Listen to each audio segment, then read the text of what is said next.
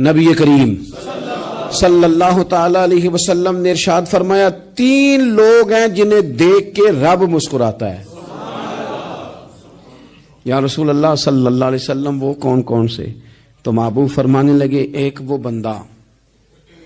ساری مخلوق سوئی ہے، آدھی رات ہے، رات کا پچھلا پہر ہے، اس نے اٹھ کے وضو کر لیا، مصلی پہ کھڑا ہو گیا خدا کی یاد میں،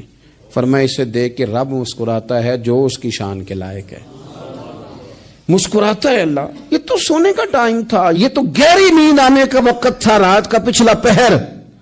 رات پوے تے بے درداں نو نیند پیاری آوے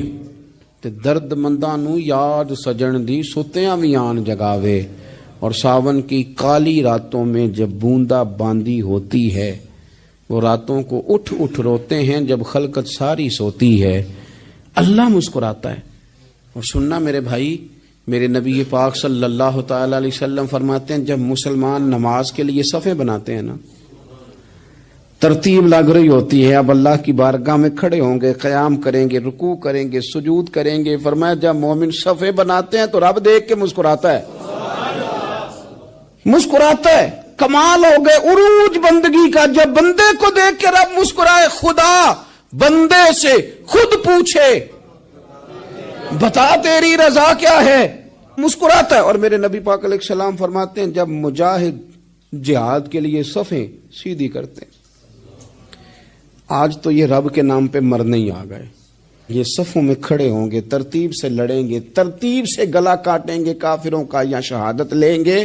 فرمایا جب جہاد کے لوگ صفیں بناتے ہیں تو رب انہیں دیکھ کے مسکراتا ہے۔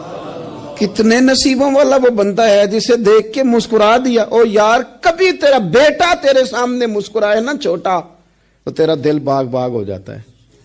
تیری ماں بیمار کسی ایک دن صحیح طرح ہنس پڑے تو طبیعت خوش ہو جاتی۔ مجھے بتاؤ نا جس کا رب بھی اسے دیکھ کے ہنس پڑے جو اس کی شان کے لائق ہے، کیا اس بندے کے نصیبے ہیں، کیا اس کے مقدر ہیں۔ آپ اس مقام پر اپنے آپ کو لائیں۔ اب دیکھیں نا یہ حدیث آپ نے سن لی، اب ہم نے نا اس طرح صفحے نہیں بنانے جس طرح ساری دنیا، اب ذرا صفحے بھی شوق سے بنائیں گے، اب ذرا تھوڑا سا شوق پیدا کریں گے، بھئی یہ تو میں وہ کام کرنے لگا ہوں جسے دیکھ کے رب مسکراتا ہے۔ خود رسول کریم صلی اللہ علیہ وسلم نے فرمایا، حضرت زید بن ثابت رضی اللہ تعالیٰ عنہ بھی اس بات کے راوی ہیں، فرماتے ہم جا رہے تھے تو 5-6 قبریں تھیں، تو حضور نے فرمایا کن کی قبریں؟ ہم نے عرض کی یا رسول اللہ صلی اللہ علیہ وسلم یہ کافروں کی قبریں، یہ صحیح مسلم میں حدیث موجود ہے، کفار کی قبریں۔ تو اللہ کے رسول صلی اللہ علیہ وسلم فرمانے لگے، ذرا حدیث کے لفظوں پہ غور کرنا، حضور فرمانے لگے اگر مجھے ڈر نہ ہوتا کہ تم اپنے مردوں کو دفن کرنا چھوڑ دو گے، اگر مجھے اس بات کا ڈر نہ ہوتا کہ تم اپنے لوگوں کو، مرنے والوں کو قبروں میں دفن کرنا چھوڑ دو گے، اگر یہ مجھے ڈر نہ ہوتا تو سناتا کہ قبر کے اندر کس طرح عذاب ہوتا ہے، تمہیں دنیا میں رہ کے میں سناتا، پر ڈر ہے